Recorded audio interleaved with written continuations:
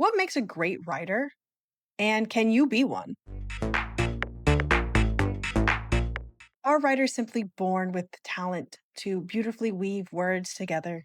Or can any old Joe Smo learn to write? I'm here to tell you, even if you failed your high school English class, there's still hope for you yet, because anyone can become a writer. There are just a few things you need first.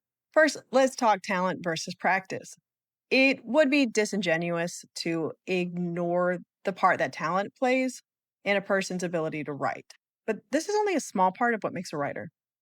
While some people with talent are just simply born and wired that way, most people with a writing talent have their formative years to thank. Odds are someone, whether a parent, a teacher, or family friend, read them lots of books and they adopted the habit as they learned to read. Consuming stories in large quantities this way allows kids to recognize story patterns, which play a huge part in the writing talent. It also exposes them to different writing styles and techniques. But if you didn't get interested in books until you were an adult, as happens to many people, the good news is that you can still learn. Learning to write is more about discipline and strategy. Discipline and strategy are two things that even a natural born talented writer needs to possess to become a successful writer. Even if someone is born with the natural talent, if they don't have discipline and they don't have strategic practice, they're not going to go as far as the person who is running on just discipline and strategy alone. After all, writing is a skill and skills can be learned.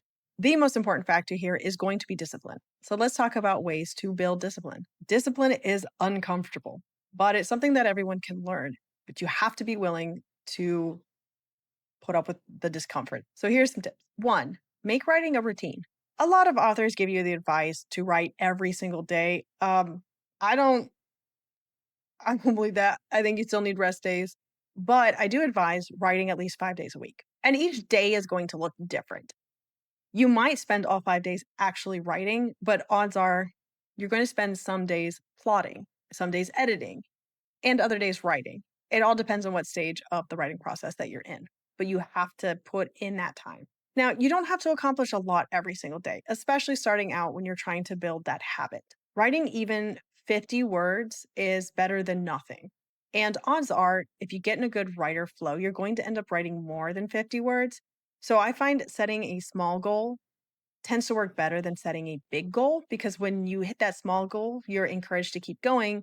But if you don't reach the big goal, it's harder to stay motivated. So, especially in the beginning, when you're trying to build those habits, set small goals that are going to be easily attainable.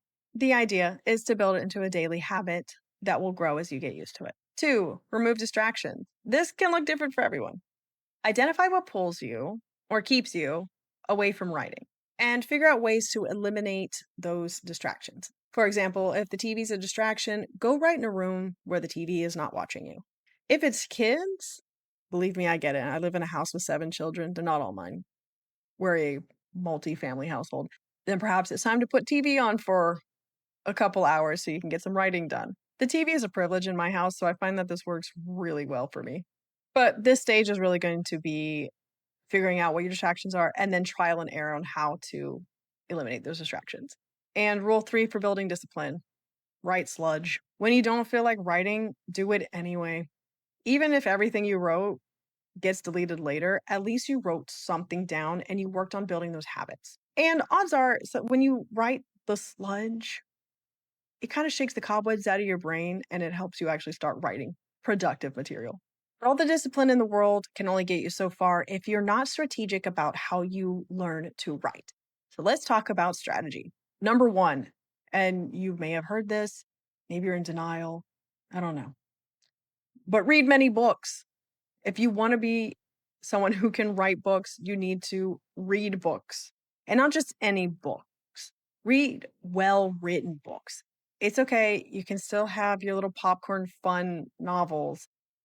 But if you want to write really well, you also need to read books that are written really well. And when you read, do it like a writer. It's different than reading it just as a reader. Study the passages that really stand out to you that you're like, this is amazing. Study it. Figure out how the writer used the words to create emotions. The opposite is true too. If you read something and you're like, this fell flat, or you're confused by something, or you just dislike it, figure out what they did that you didn't like. Because knowing what works and what isn't working is all important for you as a writer. Once you can pinpoint what you do and you don't like about other writers' work, you can incorporate that into yours as well. Two, research proven processes. Many writers are very willing and excited to share their writing process with the world. You can go look up probably some of your most famous authors and figure out their entire process for writing. Don't be afraid to steal some of their processes. They're proven to work. And even if certain parts of it doesn't work for you, you might find something that you're like, I like this from this author. I like that from this author. And soon you'll be able to create your own process that'll make writing smoother, faster, and easier for you. And practice. And I mean, really practice. You have to write a lot.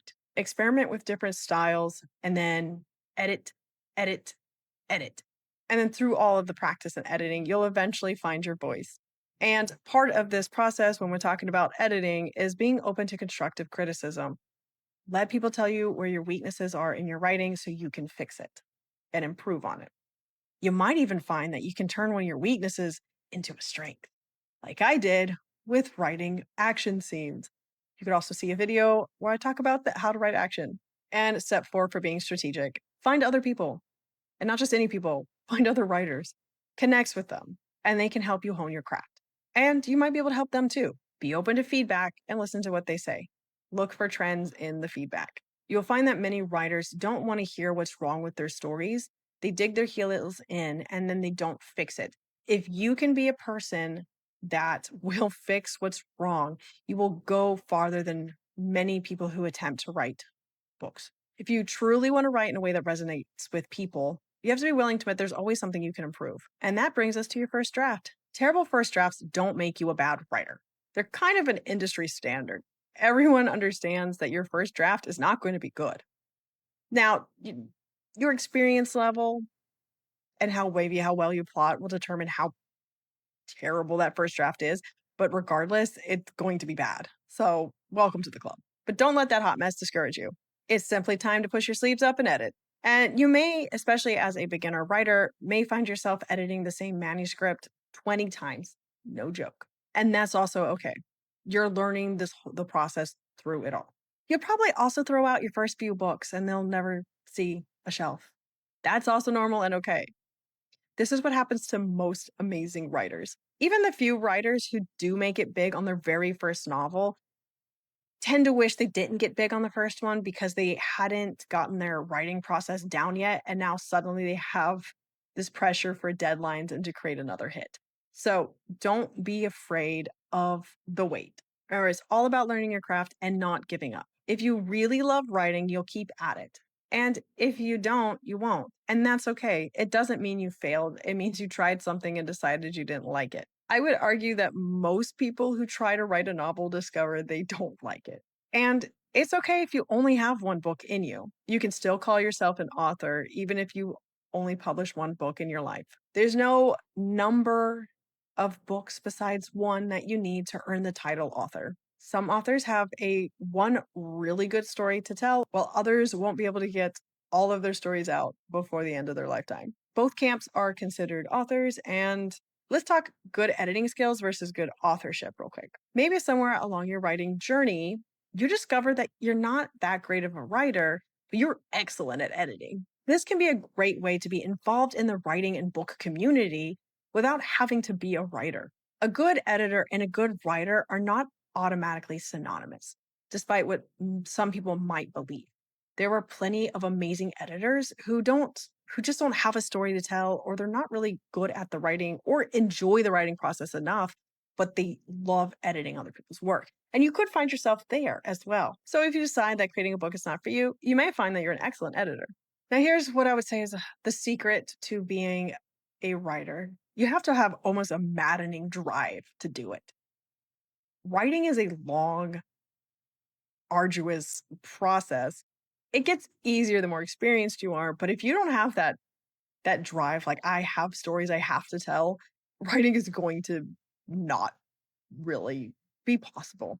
Now, I'm going to say real quick, it needs to be a healthy balance because some people get too obsessed with writing and it encroaches on their entire life, that's not healthy. If that's you, you need to take a break and reassess. But as long as you're determined to write and you enjoy the process and you want to keep learning, it doesn't matter how long it takes you, you'll be able to produce a book. Do you need a step-by-step guide on how to write a book? Subscribe so you don't miss my next video. I'll be starting a series on how to write books and we'll be going step by step through the whole process. Or at least I'll be sharing my process with you.